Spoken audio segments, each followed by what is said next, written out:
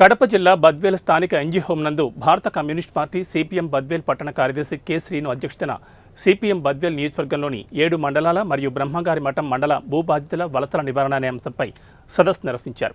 CPM రాష్ట్ర కార్యదర్శివర్గ సభ్యులు comrade B Venkateswarlu మాట్లాడుతూ 2025 మార్చి 15వ తేదీ నుంచి బద్వేల్ నియోజకవర్గంలోని 15 గ్రామాల్లో, బ్రహ్మంగారి మఠం మండలంలోని 5 గ్రామాల్లో ఉన్న ప్రభుత్వ భూములకు స్థానిక గ్రామాల్లోని భూమిలేని నిరుపేదలు భూ దరఖాస్తులు పెట్టించడం జరుగుతుందని, భూమిలో ఎర్రజెండాలు నాటి భూమి దున్ని చదును చేస్తారని, ప్రభుత్వాలు, పాలకులు, ఉద్యోగులు గ్రామీణ నిరుపేదల భూ దరఖాస్తులను పరిశీలించి వారికి డీకేటీ పట్టాలు ఇవ్వాలని డిమాండ్ చేశారు.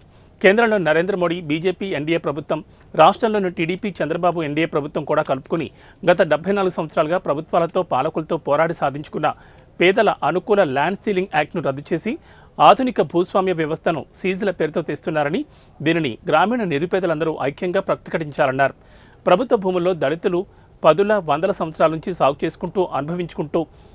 చేసుకుంటూ ఫైర్లు పెట్టుకుంటున్నారని, వారికి సాగు పట్టా కానీ డీకేటీ పట్టా కానీ ఇవ్వడం లేదని, ఇప్పుడు ఆ భూములన్నీ గ్రామీణ ధనిక పెత్తందారీ వర్గాల్లో ఆన్లైన్లో అనర్హుల పేర్లను చేర్చుకుంటున్నారని, దీన్ని టీడీపీ బాబు ప్రభుత్వం అడ్డుకోకపోతే గ్రామాన లడాయి మొదలవుతుందని వారు హెచ్చరించారు. సుప్రీంకోర్టు న్యాయమూర్తులు, కోర్టులు అంటే తాలూకా కోర్టు పైన జిల్లా కోర్టు పైన హైకోర్టు పైన ఏం కోర్టు ఉందో తెలుసా? ఏం కోర్టు? సుప్రీంకోర్టు. సుప్రీం అంటే ఇంకా అదే ఇంకా పైన. ఆ జడ్జిలు ఏమన్నారంటే, ఈ అంత సోమరిపోతులు వీళ్ళకి సంక్షేమ పథకాలు అమ్మ ఒడని, నాన్న ఒడని, రేషన్ బియ్యం అని, ఉపాధి హామీ పథకం అని ఇస్తున్నారు. వీళ్ళంతా సోమరిపోతులుగా మారిపోతున్నారు. వీళ్ళంతా పని చేయట్లేదు.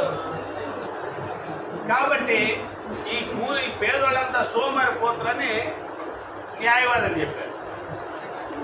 నిన్న బీజేపీ ఒక మంత్రి, మధ్యప్రదేశ్ మంత్రి, ఈ నా కొడుకులకి ఏం పని లేదు, నాయకులు మంత్రులు వస్తే చాలు అర్జీ పట్టుకొని వస్తారు. ఆర్థిక భూములు దక్కే విధంగా చేసినటువంటి మన పార్టీ కేంద్ర రాష్ట్ర కమిటీ నాయకులు కామ్రేడ్ బి వెంకటేశ్వర గారికి ప్రధానంగా ఈ సమావేశంలో ప్రధాన ఉపన్యాసకులుగా ఉన్నారు. వారికి ఎక్కువ సమయం ఇవ్వాలి. మనం చాలా విషయాలు తెలుసుకొని మన ప్రాంతాల్లో మనం ఎలా ఉద్యమాలు, పోరాటాలు నిర్వహించాలనో మనం తెలుసుకోవాల్సిన అవసరం ఉంది, నేర్చుకోవాల్సిన అవసరం ఉంది, అభివృద్ధి కావాల్సిన అవసరం ఉంది. కాబట్టి నేను క్లుప్తంగా 4 విషయాలు మాత్రం ప్రస్తావన చేసి ముగిస్తాం. మొదటి ఏమిటంటే, మనము మన నియోజకవర్గంలో బ్రహ్మంగారి మఠంలో అనేక భూ పోరాటాలు ప్రారంభించాం. కలసపాడులో భూ పోరాటం నిర్వహించాం. పేదల చేత కంపగొట్టించాం, అంతా రాయి రప్ప ఏర్పించాం. ఆ తర్వాత అది మధ్యలోనే ఆగిపోయింది. దానికి అనేక కారణాలు. కానీ అది అలా ఉండడానికి లేదు. అది అలాగే ఉంటే గ్రామీణ పెత్తందారులైనటువంటి ధనిక వర్గాలు ఆ ప్రభుత్వ భూమిని ఆన్లైన్